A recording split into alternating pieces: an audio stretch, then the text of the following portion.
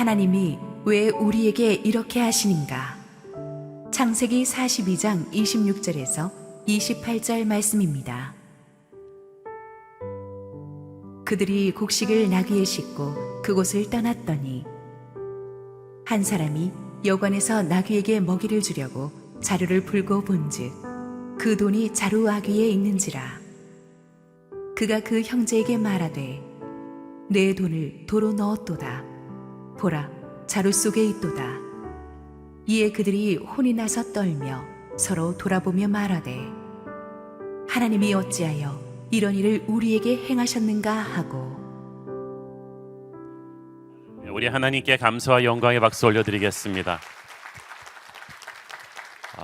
아주 맹추위를 뚫고 또 특세 29일째 되는 날 현장에 예배에 나오신 우리 성도님들과 지금 실시간 온라인 생방송으로 함께하고 계신 우리 국내 모든 성도님들에게 하나님의 은혜가 충만하게 임하기를 축원합니다. 지난주 들어온 특세 간증 하나 읽어드리고 시작하겠습니다. 저는 남편과의 불화 때문에 새벽 기도를 시작했습니다. 결혼 생활 내내 남편의 자기중심적 행동과 폭언으로 전 너무 지쳐 있었고 부부 상담까지 해보았습니다. 하지만 상담 선생님조차 남편이 너무 힘든 캐릭터시다. 부부 상담은 잘 살기 위해서만 하는 것이 아니라 좋은 이별을 위해서 하기도 한다고 말할 정도였습니다. 그래서 사실 저는 관계 회복보다는 남편으로 인해 제 삶 자체가 너무 피폐해졌기 때문에 이혼을 염두에 두고 마지막으로 하나님의 뜻을 구하기 위해 시작한 새벽 기도였습니다. 아나무인의 자신이 세상의 중심이라는 남편이 변할 거라는 기대는 아예 하지 않았습니다. 사정을 아시는 공동체 목사님께서도 행복한 가정보다는 거룩한 가정을 위해 노력하는 것이 의미 있는 일이라고 말씀하셔서 거의 자포자기한 상태였습니다. 그저 확실하게 확인하지 않고 사람을 선택한 제 잘못이겠거니 내 죄다라고 생각하며 하루하루를 버티다가 지칠 대로 지쳐 있었습니다. 포기한 상태였습니다. 남편이 결혼 전에 시부모님 모두 교회에 나가고 자기가 다니던 교회 목사님과 전도사님까지 인사시켜줘서 남편이 믿음의 사람이라고 막연히 믿었던 것 같습니다. 특세 기간 중에 하나님은 우선 제 힘든 마음을 만져주시고 새로운 꿈을 주셨습니다. 지지난주 남편과의 관계가 개선되지는 않았지만 마음이 평안해지고 숙면을 취할 수 있는 것만으로도 컨디션이 좋아져 감사했습니다. 애초에 남편을 변화시키거나 남편과의 관계를 좋게 만들어 볼 노력조차 할 힘이 없었습니다. 사정을 잘 아는 주님께서 그 부분을 주님의 뜻과 방법대로 챙겨주시기만을 기도했습니다. 라반과 야곱이 화해하는 설교, 야곱과 에서의 갈등이 해결되는 설교를 들을 때만 해도 우리 부부의 관계는 정말 최악으로 치달았기 때문에 거의 포기 상태였습니다. 그런데 2달 가까이 말도 하지 않고 지냈던 남편이 지난주 저녁을 먹자더니 뜬금없이 자기가 결혼 생활 동안 잘한 일을 생각해 보았다며 말문을 열었습니다. 전 너무 어이가 없었지만 시부모님과의 사이가 평탄하지 않아 남편이 어린 시절 따뜻한 가정에서 자라지 못한 걸 알고 있었기 때문에 참 특이한 사람이다 라고 생각하며 반은 신기함 반은 가여움으로 그냥 수긍해 주었습니다. 그리고 어쨌든 불쌍한 사람이기도 하고 평소 같지 않게 난 자존감이 약하다, 아기가 날 닮은 것 같다, 넌 자존감이 높으니 널 닮기를 바랬는데 라고 또 자신의 약점을 인정해서 대부분은 그냥 고개를 끄덕이며 들어주었습니다. 그러나 관계 회복을 위해 기도하고 싶은 마음은 들지 않았습니다. 그래서 하나님께서 하나님의 방법으로 문제를 해결해 주세요 라는 기도만 계속했습니다. 이런 상황에서 좋은 점 한 가지는 남편에 대한 배려를 아예 내려놓았기 때문에 새벽에도 눈치 보지 않고 유튜브를 틀어놓고 예배를 볼 수 있다는 것이었습니다. 오늘도 어느 때와 다름없이 새벽 예배를 드리던 중에 불현듯 남편이 안 됐다는 마음이 들어서 통근버스 타는 곳까지 태워다 주냐고 물었더니 기뻐하며 콧노래를 부르더라고요. 그대로 예배를 틀어놓은 채로 엘리베이터를 타고 차를 탔습니다. 남편은 얼마 전까지만 해도 예수님은 사기꾼이다, 목사님들은 돈만 밝힌다 하며 교회를 디스했습니다. 그런데 오늘 한옥 목사님이 지도자의 절약을 강조하시자 저 양반이 경제를 모른다, 돈은 써야 경기가 사는 거다 라는 쓸데없는 말을 하길래 저는 그냥 못 들은 척하고 운전만 했습니다. 그런데 통근버스 탑승지에 거의 다다를 무렵에 남편이 목사님의 목소리가 차분하니 참 듣기 좋다. 난 교회 나가면 성가대를 하고 싶다. 라며 귀를 의심하는 소리를 하고 또 내리는 게 아니겠습니까? 그리고는 하는 말이 내가 앞으로 더 잘하겠다.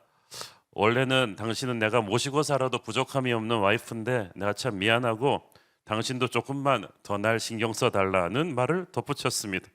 참, 전 살면서 주님의 임재와 기적을 많이 체험했습니다. 그렇지만 딱 하나 관계는, 특히 믿음 없는 사람과의 관계는 사람의 자유의지가 개입되기 때문에 하나님의 영역이 아니라고 생각했습니다. 그래서 무 자르듯이 자를 수 없는 부부관계 때문에 지난 1년 동안 너무 많은 고민과 아픔을 겪었는데 하나님은 오늘 뜻하지 않게 회복을 시켜주셨습니다. 하나님의 능력과 은혜는 제가 재단할 수 없는 것임을 다시 한번 깨닫습니다. 이강북 공동체 우리 유서원 자매님 간증이었습니다. 우리 자매님 가정에 역사하신 하나님의 은혜를 감사합니다. 찬양합니다.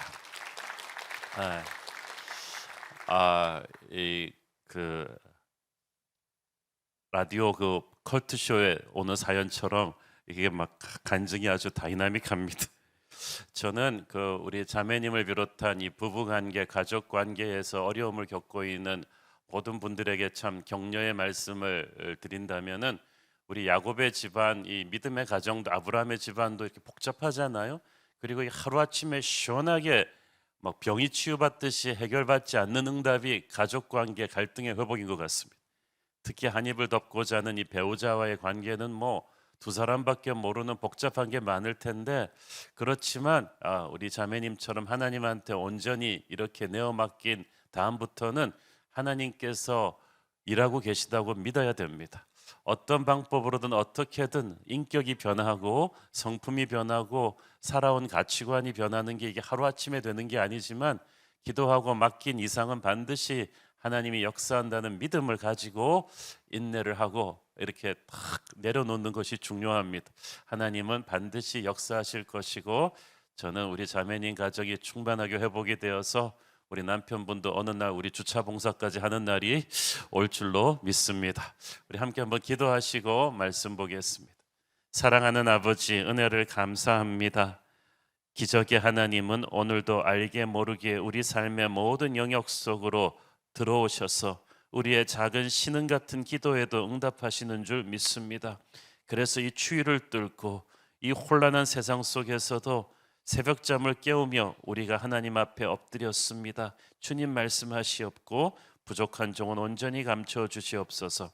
예수님 이름으로 기도했습니다. 아멘.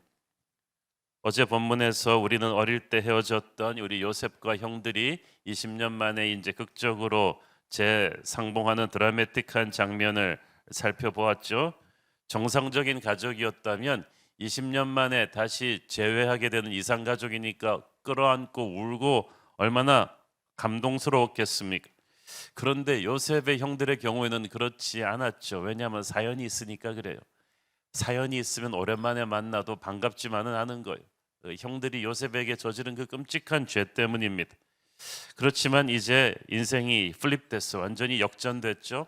요셉이 세계 최강대국 애굽의 총리 대신이 되었고 위로는 바로왕 딱 한 명 보스가 있었고 밑으로는 모든 백성들의 존경을 한 몸에 받는 요셉의 한마디면 세계 최강의 군대가 움직이고 수많은 관료 조직들이 일사불란하게 움직이는 그런 높은 위치에 이르렀어요. 뭐 세상적으로는 더 이상 성공할 수 없는 데까지 간 거예요. 그런데 아무리 그렇게 했다고 해도 요셉의 가슴 속에 맺힌 이 형들을 향한 이 마음은, 그 아픔은 계속 있었어요. 이걸 풀지 않으면 보이지 않는 영적 종양이 돼가지고 요셉의 발목을 잡을 것입니다.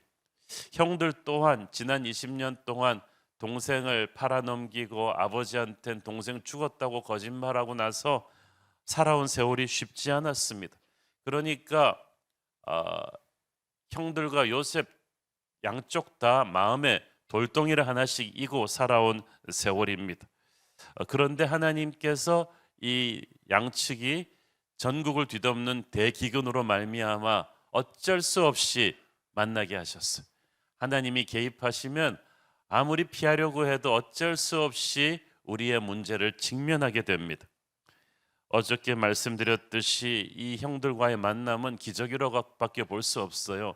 애굽은 우리 대한민국보다 훨씬 넓은 나라거든요. 그러니까 전국 각처에 있는 이 푸드 스테이션으로 식량 창고로 뭐 수백 개가 넘는 식량 창고로 세계 전역에서 막 사람들이 구름대 같이 몰려오는데 애굽 총리 대신 요셉이 바쁘니까 매일 한 군데씩 이렇게 쫙 돌아다녀도 뭐 몇 달이 걸려도 그 같은 데 갈 수가 없는 그런 광활한 제국이었는데 하필 그날 요셉이 방문한 그곳에 하필 그 시간에 형들이 딱 마주치는 확률이 얼마나 되겠습니까? 그야말로 서울에서 김서방 찾기 같은 확률인데 하나님이 섭리하시니까 불가능한 확률이 딱 맞아떨어져서 만났습니다. 요셉은 먼 발치서도 형들을 알아보았는데 형들은 요셉을 알아보지 못했죠.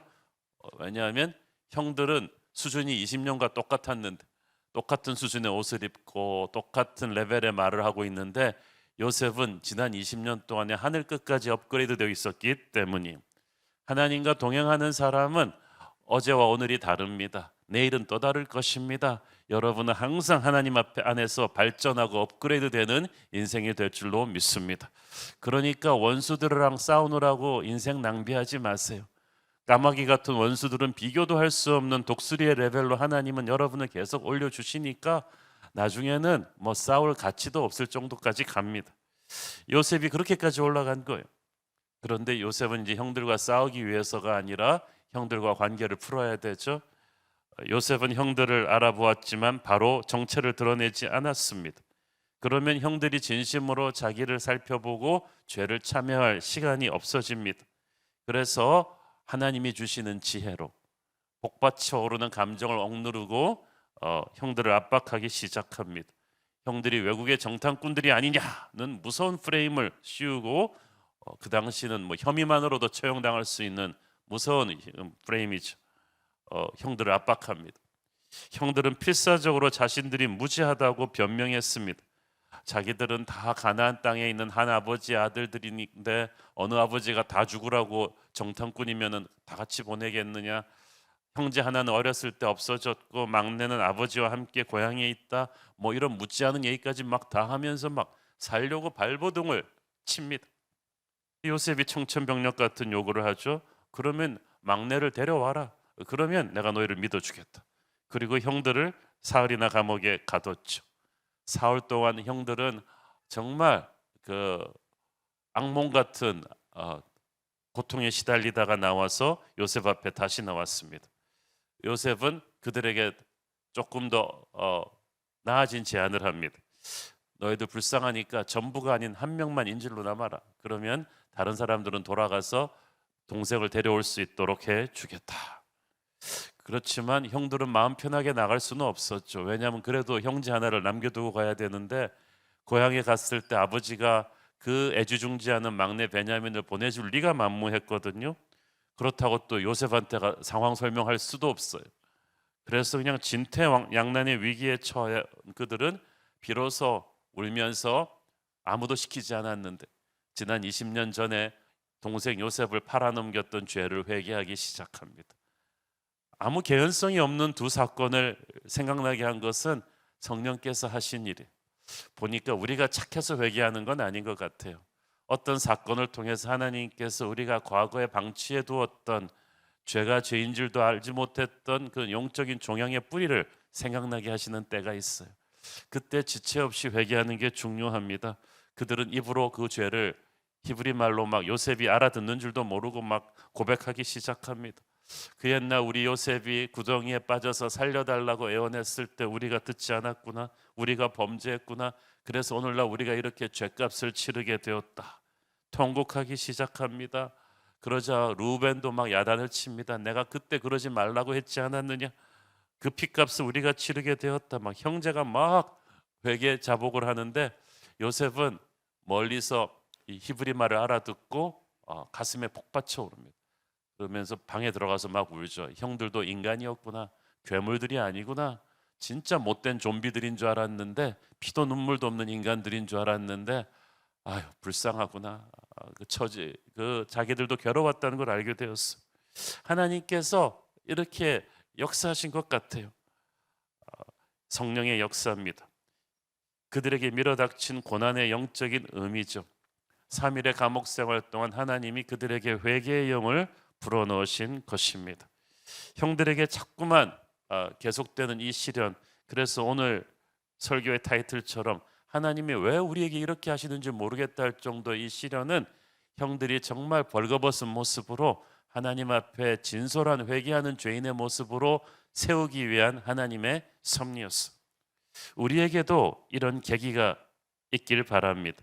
우리가 잊어버리고 간 것, 적당히 넘기고 간 것들이지만 하나님께는 중요한 의미가 있는 영적인 문제, 이거를 풀어야 눈에 보이는 육의 문제도 풀리는 것. 그러니까 지금 형들에게 당면한 육의 문제는 양식을 구하는 것이었죠. 흉년에서 살아남는 것이었죠. 그렇지만 그들은 모르는 영적인 문제가 또 있었다는 거예요.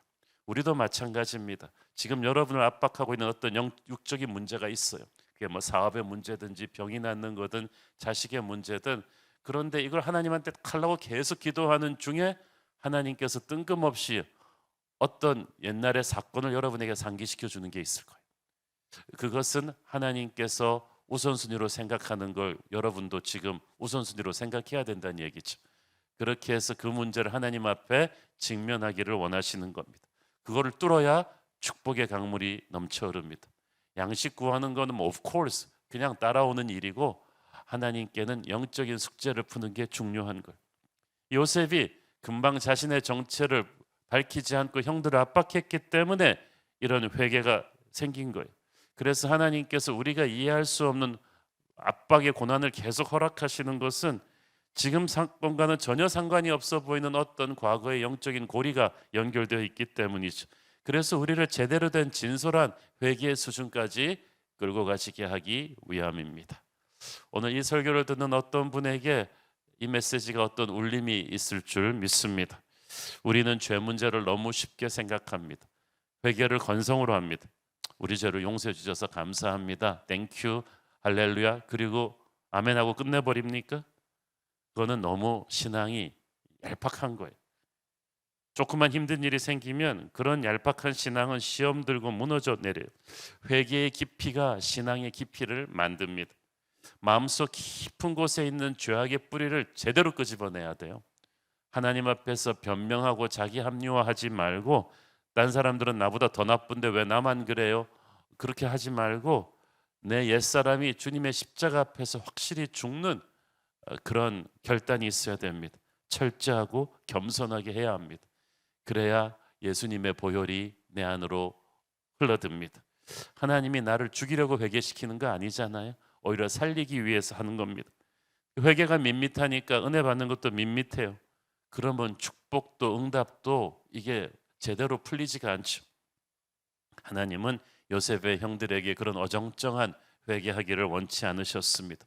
그러기에는 그들을 통해 이루실 하나님의 비전이 너무 아름답고 큰 거였어요. 이제 그들은 이스라엘 12지파의 선조가 될 사람입니다. 확실하게 회개하고 부서지고 새롭게 거듭나야 하나님이 이제 사용하실 것입니다.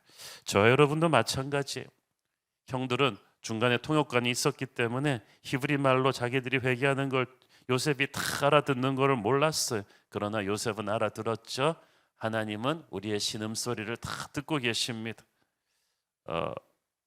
요셉은 형들 중에 하나인 시므온을 잡아 가두긴 했지만 그래도 형들 가는 길에 곡식 잔뜩 주고 자루에 곡식 사기 위해 가져온 돈도 도로 넣어줍니다.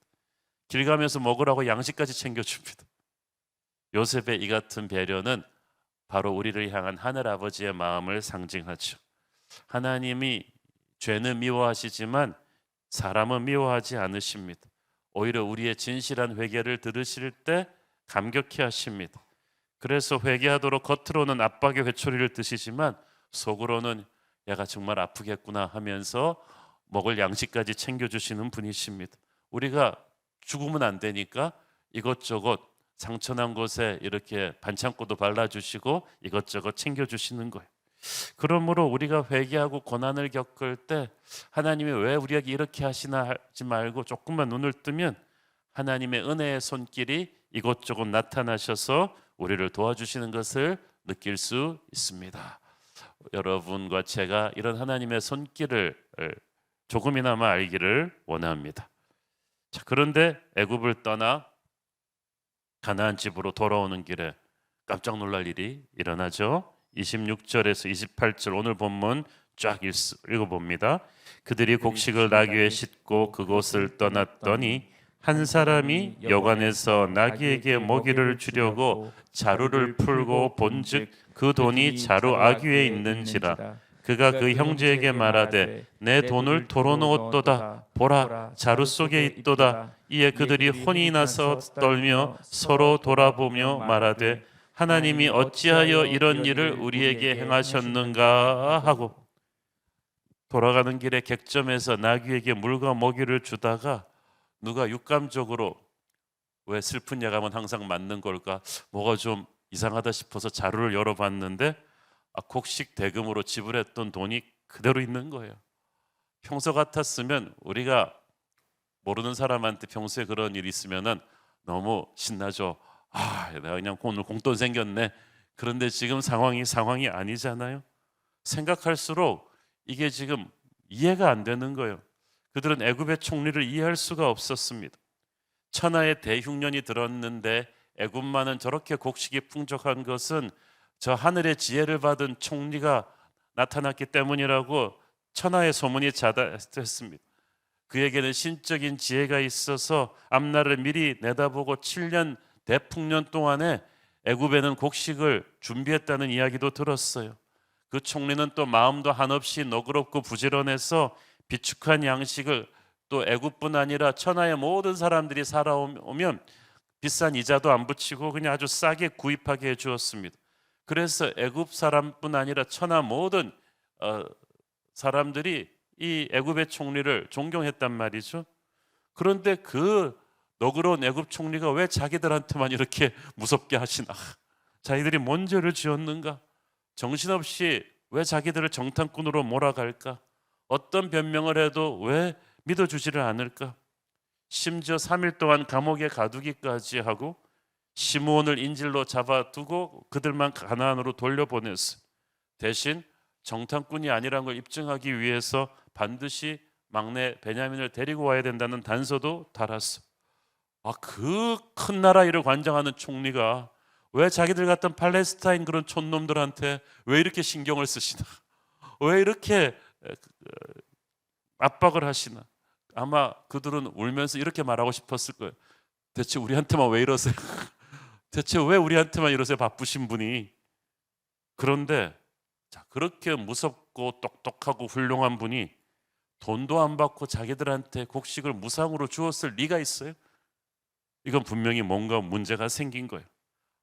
어쩌면 저 무서운 분이 자기들한테 정탐꾼 혐의한테다가 플러스 알파로 도둑 혐의까지 뒤집어 쓰려나 보다.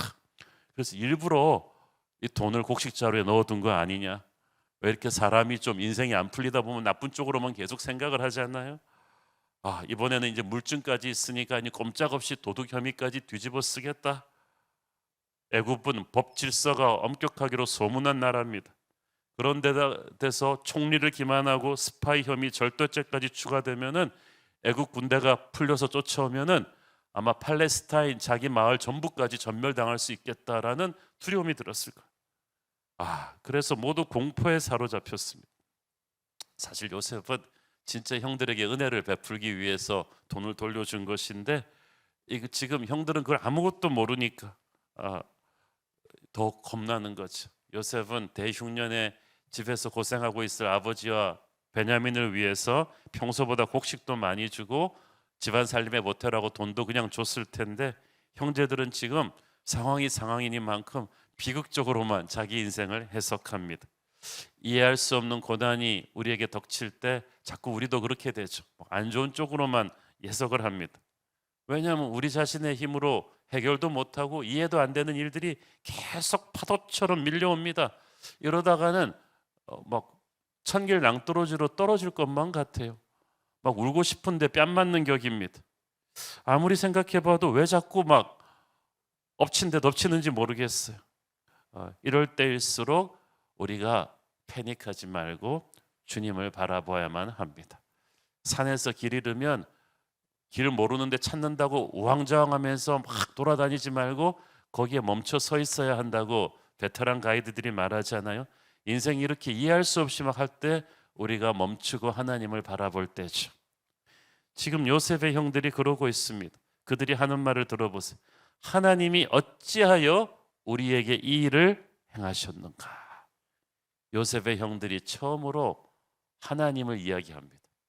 비로소 자기들 인생에 하나님이 역사하고 있는 것을 깨닫기 시작한 거예요. 영적으로 철이 들었어. 이건 그냥 재수 없는 일이 아니구나. 하나님의 어떤 계획이 우리에게 임하고 있구나. 드디어 믿음의 눈으로 인생을 보기 시작한 것입니다. 여러분 인생의 고난 가운데 처했을 때 뭐 재수가 없다, 나는 왜 이러냐, 되는 일 없다, 뭐 이런 식으로 생각하지 말고 여기에 하나님이 역사하고 계심을 인정하고 하나님 앞에 서야 됩니다. 하나님이 이 순간을 기다리고 계셨어요. 형들은 지금 너무나 연약하고 불쌍한 모습으로 요셉 앞에 서 있습니다. 더 이상 뭘 더 숨기겠어요? 그들의 불쌍한 겉모습보다 더 중요한 것은 그들의 속사람이 드디어 정직하고 깨어지고 겸손한 회개하는 심령이 되었다는 거죠. 주님께서 고난을 통해서 우리를 이런 모습으로 주님 앞에 세우기를 원하십니다. 고난을 겪으면서도 자꾸 경박해지는 분들이 있어요. 남 원망하고 자기 힘으로 발버둥 치려는 분들이 있는데 이런 분들은 아직 좀 고난이 더 부족할 수도 있어요. 우리가 더 완전히 깨어지면 주님 앞에 진솔해집니다. 고통스럽지만 진짜 용서와 회복을 위한 스텝은 하나님 앞에 이런 고백을 하기 시작하는 거예요. 하나님이 왜 우리에게 이렇게 행하시지? 우리가 모르는 우리가 지은 죄를 기억하게 하시는 하나님. 하나님 앞에 내가 진솔하게 서야겠다. 회개해야겠다. 첫사랑으로 돌아가야겠다. 이것을 우리로 하여금 고백하게 하시는 하나님께서 지금 저와 여러분에게도 말씀하고 계신지 모르겠습니다. 여러분 사실 우리가 당면한 문제가 풀리는 건 이건 일도 아니에요. 형들에게 당면한 문제, 뭐 식량을 구하고 이런 거는 일도 아니에요. 먼저 그 나라와 그 의를 구하라는 말에는 영적인 문제를 풀어라는 말이 있어요. 하나님께서 여러분과 여러분 가정에 풀기를 원하시는 어떤 포인트가 있을 것입니다. 저는 오늘 이 설교를 듣고 계신 모든 분들에게 성령의 음성이 쩌렁쩌렁 들리기를 바랍니다. 그리고 정말 겸손하고 가난한 모습으로 오늘 주님 앞에 서십시오.